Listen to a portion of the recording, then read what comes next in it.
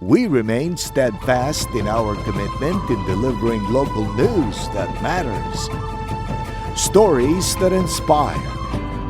Enriching the lives of Filipinos in the Philippines and across the globe. This is your GMA Regional TV. Buong puso para sa Pilipino. Ang mga dagkong balita karong adlaw. Labing unang tourism job fair gibuksan sa Subo. Kapin 2,000 katrabaho nagpaabot. Nabiyaan nga linungag hinungdan sa sunog sa Hagna, Bohol.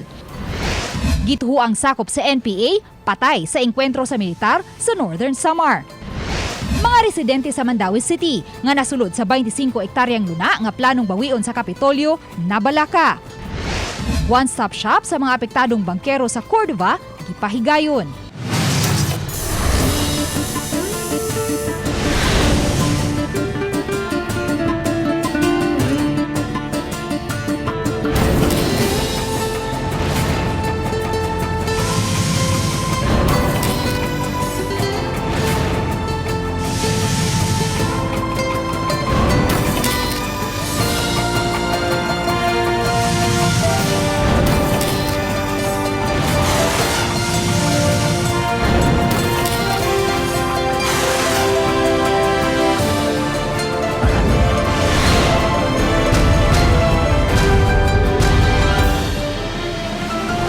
Ang GMA Regional TV Balitang Bisdak.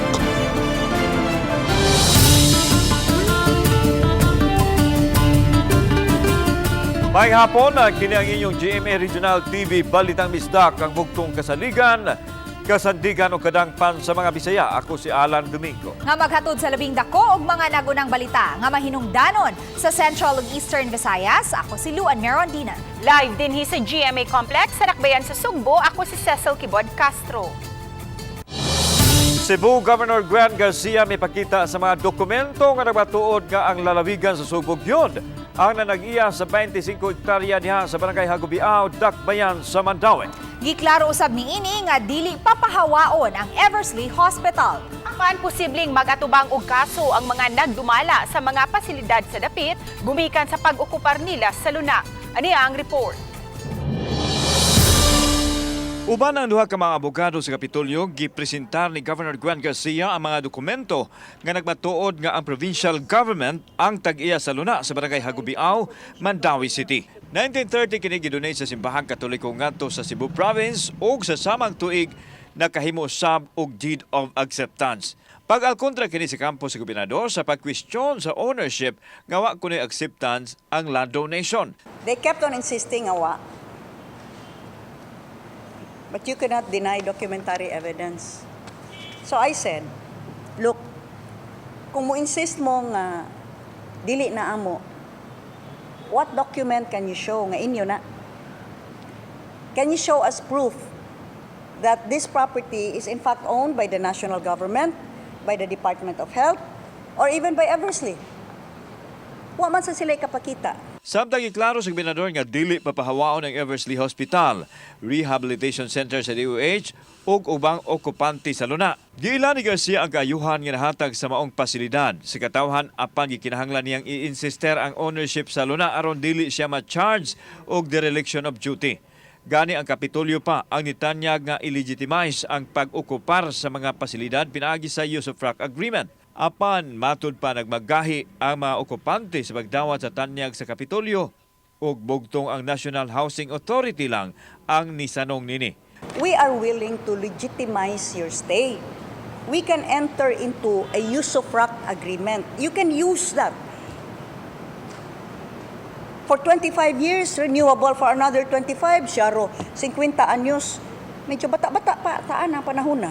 Giulagway sa mga abogado nga sa sinugdanan pa lang dipiktuso na ang pag-okupar sa mga pasilidad. Busa, maisip nga ilegal ang katukuran sa mga edipisyo gamit ang pundo sa gobyerno. Posibleng magatubang og kaso ang mga nagdumala sa Eversley. Gipahibaon sa ni Garcia nga wa mo supak ang DOH Regional Office sa claim sa provincial government. Now, why am I fighting for this? Because in accordance with clear documentary evidence, this property rightfully belongs to the province of Cebu. Ug di ni nako panalipdan Ako sad ang mitalikod sa akong katungdanan, dereliction of duty ko, especially since I was already alerted about this. Kauban si Philip Patricio ug Rod Prado, ako si Alan Domingo. Balitang Bisdak. Napaubos man sa Presidential Proclamation ang 11.8 sa 25 kapin nga hektarya nga luna nga kabahin sa Eversley Hospital apan giangkon sa mga mulupyo nga nabalaka sila sa ilahang kahimtang. Si Nico Serino sa report. Daan ang nagduda ang mga mulupyo sa Purok 1 sa Sitio Lourdes human makabantay nga may mga taga-Kapitolyo nga nagsukod sa yuta sa ilang dapit ni adtong Abril. Wala masayod si Zacarias Boy Pornis, 69 anyos sa tuyo, apan sa pagbuto sa balita sa demand letter nga gipadala sa Kapitolyo sa Eversley Hospital, DOH Rehab Center ug sa Hagubiao Barangay Hall, diha na nila masabti ang tuyo nganong gisukod ang luna sa ilang lugar. 49 anyos na nga nagpuyo si Pornis sa dapit ug karong bag-o lang migawas ang taho nga ang lalawigan maoy na nag-iya sa yuta. Pero nahibong lang may karong bag-o nga giklaiman sa province. O murag nakuyawan sad mi maisip mga lupyo diri sa kuan. Samtang giangko ni Peter Abonales, presidente sa Sacred Heartville Homeowners Association, na balaka sila sa nanggawas karon nga kalambuan. Mukapin sa 900 ka households kun mga panimay nga anaa sa 11.8 hectares nga kabahin sa kapin sa 25 hektaryas nga luna sa Eversley Hospital. Pero karon lang gumurog na before sa election. Nakadiscuss na miya na sir pero dili gud inani ka kuan ba nga para karon nga murag na threat na nakita na ginila nga notice gipadala. Hinuon gipahibaw ni Abonales nga napaubos ng 11.8 hectares sa socialized housing human nalakip kini sa Presidential Proclamation ni kanhi Presidente Gloria Arroyo ni atong 2009. Kawas niini, may 17 na ka mga special patent ang nahatag sa Department of Environment and Natural Resources sa luna. Dugang unom ka special patent padayon pang gihikay. Sa sod sa kaning na proclaim nga 11.8. Kanang association nga Jupo ug Sacred Heart Bill ang mo na comprise sa 11.8 nga mga kanang nag-proclaim. Sa dulan 900 ka mga panimay, 719 ini sakop sa Sacred Heartville Homeowners Association, samtang ang kapin sa usa ka gatos ka mga panimay sakop sa Hagubiao Urban Poor Homeowners Association. Gipahibaw ni Abonales nga ang duha ka mga homeowners association rehistrado sa Presidential Commission for the Urban Poor ug sa National Housing Authority ug sa Housing Land Use and Regulatory Board kaniadto. Uban ni Godfrey Relien, Nico Sereno, Balitang Bisdak. 5 milyones pesos ang gikinahanglan aron hingpit nga masiguro nga wa nay mahog sa pangpang sa Barangay Campo 4 sa Talisay City. Ani ang report ni Femery Dumabo. Usa ka semana na human ginspeksyon sa mga kawani sa DPWH ug sa kadaguan sa City of Talisay Traffic Operations Development Authority ang lugar diin sagad madisgrasya ug mahog sa pangpang mga sakyanan. Nalarma na ang City Toda kay tunga-tunga pa lang ning tuiga nitala na sila og 5 ka mga sakyanan nga nahog sa susamang dapit. Usa sa ilang gitan-aw nga makatabang mao ang pagbutang og lig-on nga barrier daplin sa daan. Nihatag ng DPWH sa kopya sa Program of Works ngadto sa City Toda. Kahatag na sila og recommendation, no, maghimo og mga parapet katong dagko nga mga barrier nga semento, magbutang og mga safety signs, unya magbutang og kining rumble strip, magbutang og mga chevron. So ilan ang giduso sa atong opisina ang ilahang propose nga budget o ilang recommendation. Mato di tumulak nga mukabat sa 5 milyones pesos ang tanang magasto alang sa nagkadiyang pamaagi aron kalikayan ng mga disgrasya.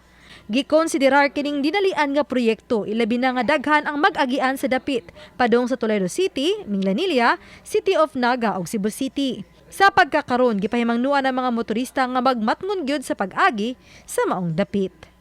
Pangitaan pa siya nya human ato pong giduso ngadto sa opisina ni Congresswoman Gulyas aron mapangitaan og funding. Uban ni June Solon, ako si Femery Dumabok.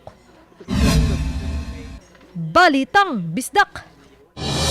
Mukapin sa 2,000 ka mga trabaho ang gitanyag sa Sugbo sa 11 Philippine Tourism Job Fair. Ani ang report. Buntag pa lang nagatang na kini mga aplikante atol sa unang adlaw sa Philippine Tourism Job Fair nga gipahigayon sulod sa Trade Hall sa usa ka mall sa North Reclamation Area. Lakip sa naglinya ang 42 anyos nga si Joey Fel kinsa namasin nga makatrabaho aron makatabang siyang bana. Kamos na gyud sir. Pag sa inani nga akong edad nanikamot gyud. Pagpangandam nga gihimo aron madawat ka. Nag-answer about sa interview if ever mga questions. Sa labing unang higayon nagigalayo ng Department of Tourism, sa Department of Labor and Employment ug sa Cebu City LGU sa pagpahigayon og job fair nga konektado sa turismo.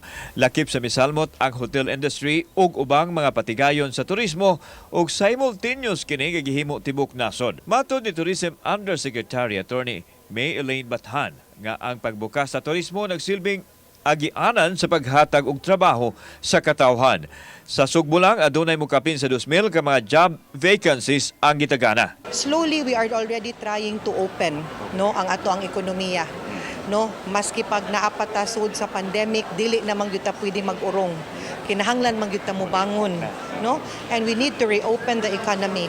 This is primarily to boost the tourism industry because we have to accelerate and sustain the economic recovery. The better way to declare that we can survive amid adversity, but to bring everybody back to its feet. Sa pagbukas sa job fair, doon na nadayo hard on the spot nga pulos bag-ong graduate kinsa nalipay nga dili na sila mahiapil sa 5.2 nga unemployment rate sa region. Self-confidence lang nga po, sir ba? Thank you na ilang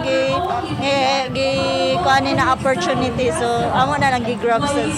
Since we signed a memorandum of agreement with the DOLE, we now have over 7,500 jobs up for offer in the Philippine Tourism Job Fair. Kauban si Philip Patricio o Rod Prado, ako si Alan Domingo. Balitang Bisdak.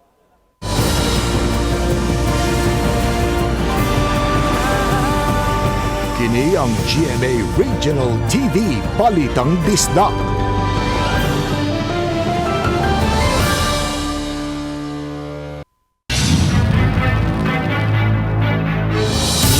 Usa ka panimay sa Barangay Pagina sa lungsod sa Hagna sa Bohol ang nasunog kaganihang buntag. Sa inisyal nga investigasyon sa Bureau of Fire Protection Hagna, nagsugod ang sunog alas 6:55 sa buntag sa kusina sa pamilya ni Emny Loren. Nasunog og apil ang tailoring nga nag-abang sa atubangan sa balay nga hinimo sa light materials.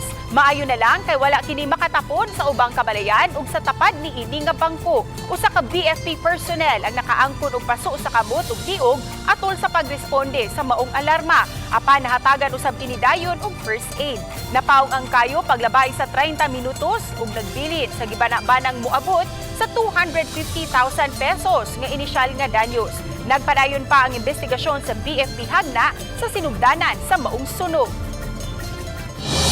Unang 156 ka mga biktima sa grabing pagbaha sa dakbayan sa Mandawi ni adtong Setyembre 9 nakadawat og financial assistance. 9,000 pesos ang nadawat sa matag pamilya nga apektado sa grabing baha.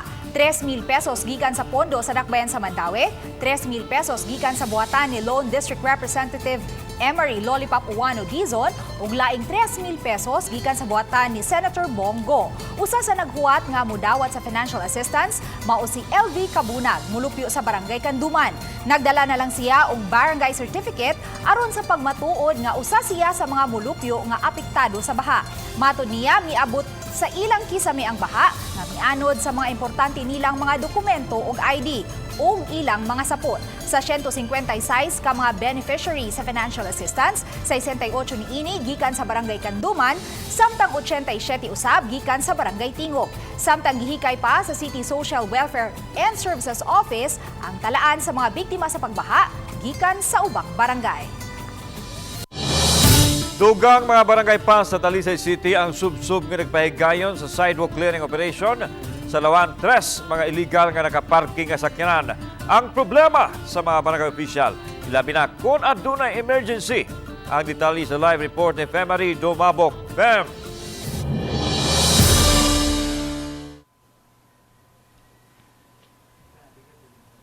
Yes, Lan, gawas nga mismo na sinati sa mga kawani sa Bureau of Fire Protection sa Dakbayan sa Talisay ang kagipot sa daan sama na lang sa Barangay Lawaan 3. Aduna sa sila yung mga nadawat nga reklamo gikan sa mga concerned citizen. Gahapon sa hapon, dungan nga ni Susi sa Barangay Lawaan 3 sa mga sakop sa Talisay City Fire, City Toda o Kapulisan. Kinihuman ni Hangyug Interagency Road Clearing ang kabumbiruhan, kay ilang gilagway nga dakong risgo ang sitwasyon sa daan sa maong barangay.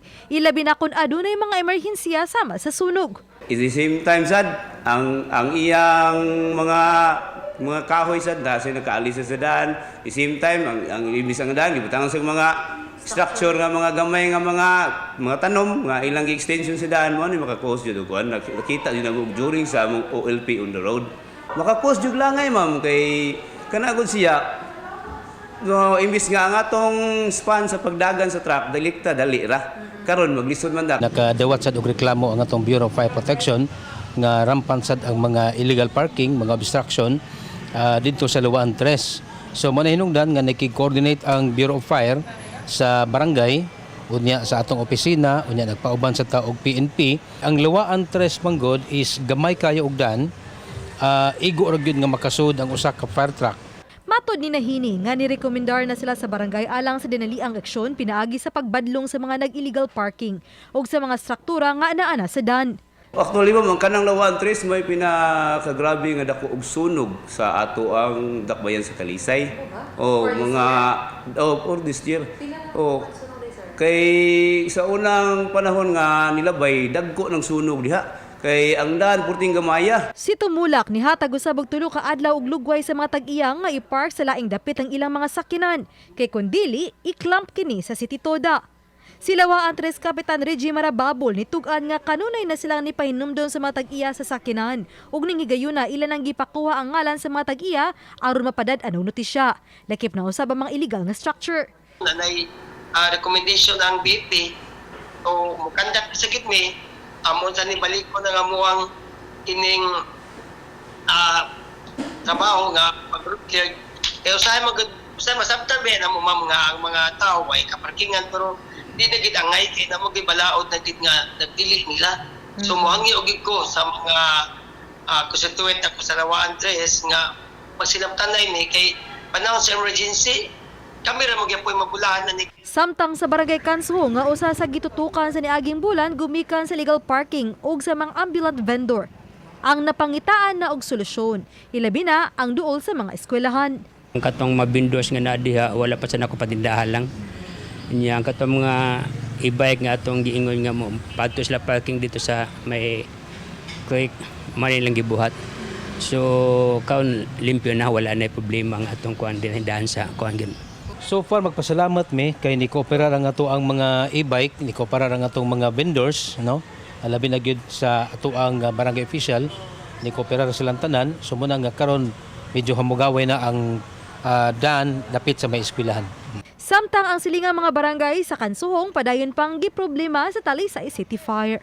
Ang sunod nga barangay nga among ipa-implement ang katong road clearing, i-advise na mo ang kining barangay Tangke, kining barangay Tabunok, mo na siya nga part kay Kansuhong kana mao sad Kansuhong poblasyon pero ang remaining kanang mga mountain barangays dili na. Lan sugod sunod semana so sihon usab sa mga kawani sa Talisay City Fire Station na ubang mga barangay aron usab kahatagan nila og rekomendasyon samtang matod sa ubang mga kapitan sama nila ni Kap Marababol diha sa Lawaan 3 nga sa sunod bulan giingong susihon o duawon sila sa taga DILG province. Lan. Daghang salamat Femari Dumabok.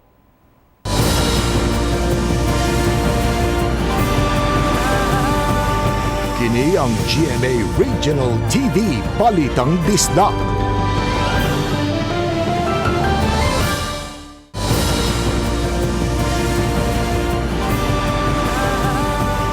Kini ang GMA Regional TV Balitang Disda. One-stop shop alang sa mga bangkerong apektado sa paghunong sa operasyon sa mga floating o fixed cottage sa lungsod sa Cordova gipahigayon uban ang Marina 7 o ubang ahensya sa gobyerno. Ano ang report? Nidagsa karong adlaw sa sports complex sa Cordova kining mga bangkero sa mga floating cottage kaniadto aron makapahimo sa one-stop shop nga gimontar sa lokal nga kagamhanan.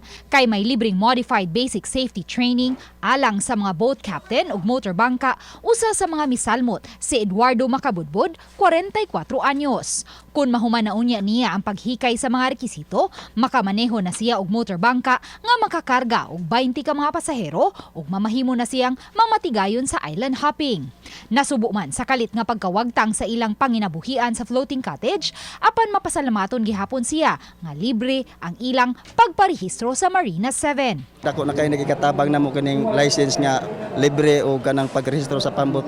Mangita na lang mi kanang kuan ka driver ng pambot o maghimo lang siguro og pambot nga dako para pang island hopping. Sa Cordova, may 147 ka mga bangkero ug may 20 ka mga motor bangka nga pang island hopping. Apan matod ni Mildred Uy, Municipal Fisheries Technician sa lungsod, nga 50% lang kanila ang rehistrado sa Marina 7. Para malegalize ang ilang panagat o ang pag-carry nila sa island hopping boat, kanang pag-carry nila sa mga pasahero padong sa Cordova mainland padong sa Isla Hilotungan. Dugang sa Municipal Fisheries Technician nga gawa sa 5,000 pesos nga ayuda gikan sa lalawigan sa Sugbo ug 2,000 pesos gikan sa Cordova LGU, muhatag og dugang hinabang ang gobernador sa mga bangkero aron sila makasugod og bagong patigayon. Tagaan pag yun sila og ayuda nga Sugbo negosyo, which is 10,000 worth 10,000 Sugbo card. Kung dili sila marehistro, ma'am, dili sila maka-avail sa ato ang Sugbo negosyo. So wala sila ayuda gikan sa probinsya sa Sugbo. Matod sa Marina 7, ang one-stop shop dili lang alang sa mga taga Cordova apan lakip na usab sa mga island hopping operators sa Lapu-Lapu City ug sa mga gagmayng isla. Giabaga sa lalawigan ang bayranan sa registration sa Marina 7 sa mga bangkero nga taga Cordova. Dili man libre ang registration sa mga island hopping operators ug bangkero sa ubang isla, apan gipaubsan ang rate niini. Mobile registration man, which is ang regular fees kita namo kung ato sa office ka mag-apply mo, take siya og mga maximum di siya mga 10 to 12,000. Pero kani kay gi-proforma namo 750 ra siya ang payment. Busa ang mananumay ug gusto kaniadto nga si Ruel Monel nga taga Bohol naaghat nga mopahimus usab sa one-stop shop, ilabi na kay wa pa sila kabangon gikan sa bagyong Odette. Una ang ining kuan na lang ko para island hopping na lang. Kay wa na may gimiguso ron kay nahurot man wa naglisod mo mig similya. Magpadayon ang one-stop shop sa mga motorized bangka sa lungsod sa Cordova hangtod ugma. Uban ni Marlon Melgazo, Luan Merondina, Balitang Bisdak. Gamito na gyud ang duha ka mga cold storage facility human sa kapin usa ka tuig nga napundo kini dito sa Tagbilaran Port. Mismong si Bohol Governor Ares Omentado ang nisaksi ug niinspeksyon sa pagbalhin sa mong cold storage facility nga gipasa ngadto sa lalawigan sa Bohol gikan sa Department of Transportation o DOTR. Ang usa niini gida sa Old Tagbilaran Airport ug ang usa ngadto sa lungsod sa Ubay. Niadtong Abril 2021 mismong si DOTR Secretary Art Tugade ang naghatod ug nag-turnover sa duha ka cold storage facility sa lokal nga kagamhanan sa lalawigan pinaagi ni kanhi Gobernador Art Yap. Apan nahuman na lang ang administrasyon ni Yap, wa gyud kini nagamit. Kining cold storage facility gitumong aron maggamit sa pagpreserbar sa mga isdang igbaligya ug mga produktong pang-agrikultura aron mapaubos ang presyo niini sa kamerkaduhan.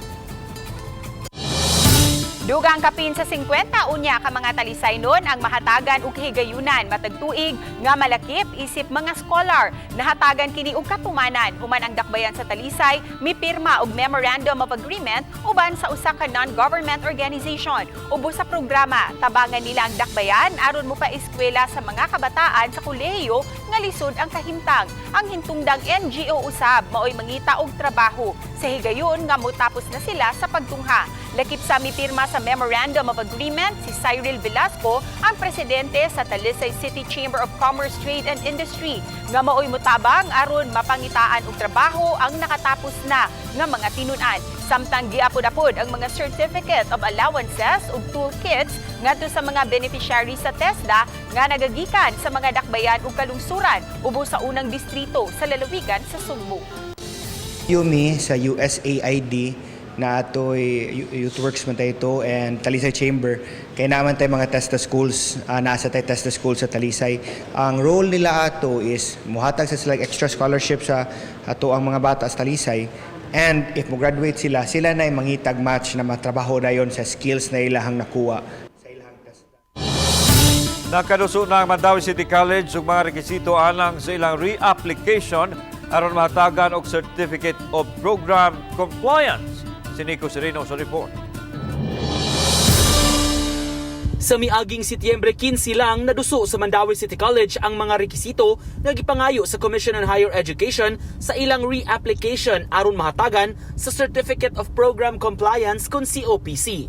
Ang COPC mausab ang rekisito aron mahatagan ng MCC ubos sa kategorya nga Local Universities and Colleges kun LUC sa United Student Financial Assistance for Tertiary Education kun UNIFAST. Masaligon si Dr. Lilibeth Mayol, OIC College Administrator, nga mopasar sila sa mga rekisito nga nalatid sa CHED. Pipila sa mga requirements ang plantilla position sa mga regular instructors sa Mandawi City College, guidance counselor, nurse ug ang pagkuha og permanente nga college administrator. We have those development plans. So those are the things among the things that they ask us to submit. Dako na sab ang kausaban karon sa Mandawi City College human sa dugang mga classroom ug mga facilities nga gibubo sa kagamhanan sa dakbayan ngadto sa eskwelahan. Samtang nakasugod na sa tigom ang Local Finance Committee uban sa MCC aron hisgutan ang pagpalabang og ordinansahon nga mag-umol sa bag-ong department sa City Hall nga mauna-unya ang Mandawi City College. Gipasabot sa mayor nga dugang 40 milyones pesos ang gigahin nga kantidad aron maumol ang bag-ong departamento. Nahisgutan sab sa tigom nga makaya ra sa panudlanan sa dakbayan ang pag-umol og bag-ong departamento. So after that mo balik pag gid mi og meeting na sad. So amo pa sad na mag-set na sad mig another collaborative meeting. Uban ni Godfrey Relien, Nico Sereno, Balitang Bisdak.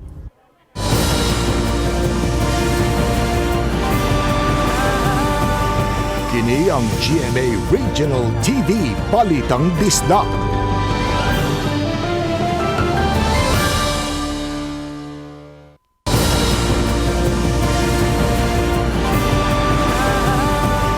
Kini ang GMA Regional TV Balitang Bisdak.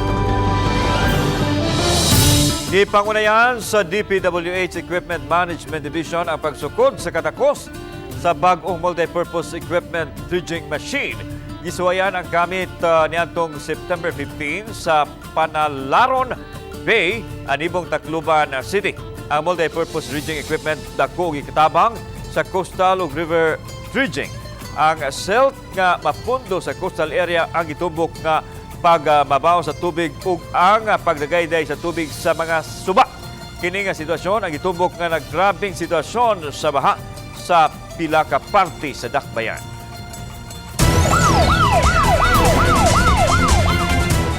Usa ka miyembro sa New People's Army kun NPA patay atol sa engkwentro tali sa kasundaluhan sa 19th Infantry Battalion sa kabukiran sa barangay Sinulugan de Rubang, Silvino Lubos, Northern Samar. Milana tang engkwentro og 20 minutos. Patayng lawas sa usa ka babay, usa ka M16 rifle, mga pabuto, subversibong dokumento, cellphone ug mga notebook ang na-recover sa dapit na hitabuan. Matud ni Lieutenant Colonel Fernando Engkot, ang commander sa 19th ID, samtang nagpatrolya ang ilang tropa sa dapit, gipabuthan sila sa mga NPA. Maong nahitabo ang engkwentro. Walay nasamdan sa habig sa mga sundaw. Matud sa Army Brigade Commander, importante ang mga dokumento o gadgets nga ilang nakuha kay makatabang kini sa pag-ila kung kinsa pa ang posibleng kakunsabo sa mga terorista. Wa nganli ang babayeng namatay apan gihatagan kini og disenteng lubong. Nangandam na ang kapulisan sa deployment plan samtang nagkaduol na ang Pasko. Gipahibaw sa Mandawi City Police Office, mas higpitan ang monitoring o deployment sa kabaranggayan. Ang ilang mga sakop gimanduan sab nga magpatrolya gyud aron mahingusgan ang police presence. Mato di Police Lieutenant Colonel Rodolfo Olior, bisan kadtong mga dunay headquarters o office duties gimanduan sab nga muhatag og dugang oras sa pagpatrolya sa kadalanan. Pamaagi kini aron mahingusgan ang seguridad, labi na kuno posible nga musiaw ang mga krimen ning Kapaskuhan.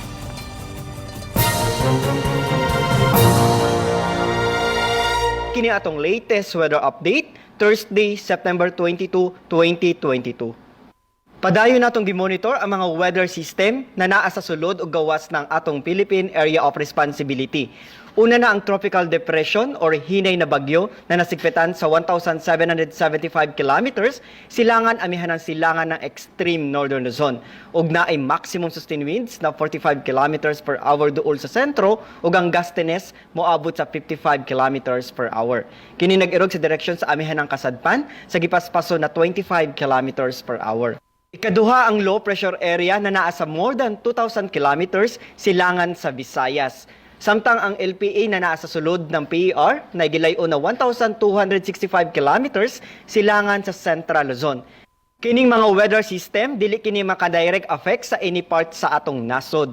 Samtang habagat or southwest monsoon ang padayon nakaapekto sa kasadpambahin sa Central ug Southern Luzon. Ang weather conditions sa tibuok Visayas, Palawan, Kalayaan Islands ug ang Occidental Mindoro makasinati generally fair weather, gawas ini na mga patak-patak na mga pag-uwan o kini mga localized na mga pagpanugdog og kilat. Padayon ta mag-monitor sa ta mag-i-issue ng mga thunderstorm advisories. Para sa ato mga dugang detalye, bisitaha to mga official social media accounts. Kini si Jomar Eclarino, gikan diri sa DOST Pag-asa Mactan, maayong adlaw ug mag-amping tang tanan.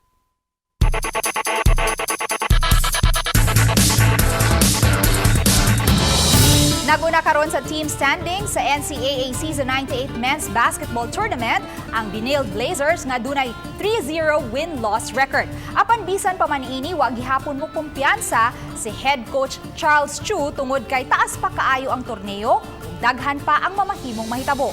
Ang maayong performance sa Blazers gipanguluhan sa MVP candidate nga si Will Gozom. Samtang nagsunod sa standings ang LPU Pirates nga adunay 3 ka daog ug 1 ka pildi. Ikatulo ang Arellano Chiefs nga dunay 3 ka daog ug 2 ka pildi. Tabla sa ikaupat nga pwesto ang San Beda Red Lions, San Sebastian Stags ug JRU Heavy Bombers nga parehong dunay 2 ka daog ug 2 ka pildi. Ikalima ang Letra Knights nga dunay 1 ka daog ug 1 ka pildi. Tabla sab sa ikaunom nga pwesto ang Perpetual Altas ug Mapua Cardinals nga dunay tagsa ka daog ug 2 ka pildi. Kinauhian ang EAC Generals nga wa pay daog sa upat nila ka mga duwa. At ang iugma sa alas 12 sa udto ang sangka tali sa Binil Blazers og Letra Knights sa Phil Oil Eco Oil Center sa San Juan City nga pagasundan sa duwa tali sa Perpetual Altas ug sa Mapua Cardinals. Ang NCAA Season 98 Men's Basketball Tournament live nga makita sa GTV o sa streaming sa GMA Sports PH o NCAA Philippines official Facebook page.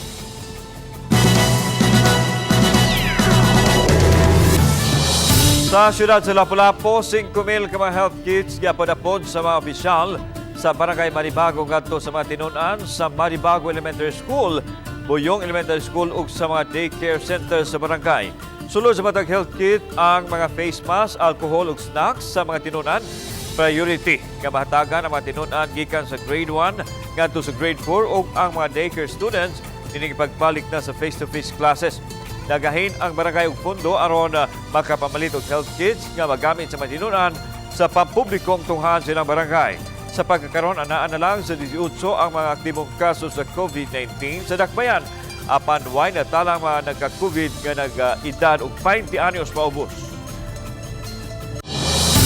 Gatusan ka mga residente sa Mandawi naabagan sa outreach program nga gilusad sa Mandawi City Police. Gihimo sa gawa sa CICC compound ang kalihukan kaganiha nga parte sa pagtabang sa ahensya sa mga komunidad. Atol sa kalihukan, nakigtambayayong sila sa lain-laing mga partners. sama sa AFP, Social Civic Group ug lain-laing departamento sa City Hall. Mitanyag og mga serbisyo sa mga tao, nanghatag og mga ayuda sama sa pagkaon, seedlings ug uban pa. Tinguha sa programa nga mopaduol sa komunidad ang mga otoridad. Subay usab niini nag-awhag sila sa katawhan nga mo-kooperar sa mga otoridad kung aduna may kadundahang mabantayan sa ilang mga lugar. Daghan na kaayong musud na to, no? Musud na mo intra na to, musakol na ang atong kanang mga utang mga elemento diha. So gikinahanglan ang partisipasyon, no? Dili mahimo ug ang ato lang kapulisan. Kung kining tanan naay malasakit sa usa-usa, makuha nato ang kahapsay o kalinaw sa ato ang lugar ug kini mo resulta sa mas malambuon nga syudad sa Mandawi. Daghang salamat sa mga kapuso nato apil na ang sa gawa sa nasod nga nakisayod sa mga dagko ug mga nagunang balita sa rehiyon. Ako si Luan Merondina. Ugikan dinhi sa Central ug Eastern Visayas, ako si Cecil Kibod Castro. Ang inyong balita, ang among balita kay matag lokal nga balita mahinungdanon. Kini ang inyong GMA Regional TV, Balitang Bisdak. Buong puso para sa Pilipino. Ako si Alan Domingo. Og 24 kaadlaw na lang sa dili pa ang Pasko. Mayong hapon mga kapuso.